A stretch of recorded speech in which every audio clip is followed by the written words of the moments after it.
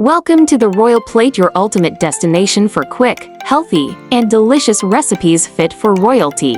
Today, we're making a quick and healthy stir-fry that's perfect for any meal. Let's get started. First, prepare your protein of choice: chicken, tofu, shrimp, or beef, and slice it into bite-sized pieces. Next, chop your vegetables. Use a colorful mix like broccoli, bell peppers, carrots, and snap peas for a nutritious and vibrant dish. Now, heat a tablespoon of oil in a pan over medium-high heat and cook the protein until it's perfectly done. Remove it and set it aside. In the same pan, add more oil if needed and saute garlic and ginger until fragrant. Then, toss in your vegetables, starting with the harder ones like carrots and broccoli.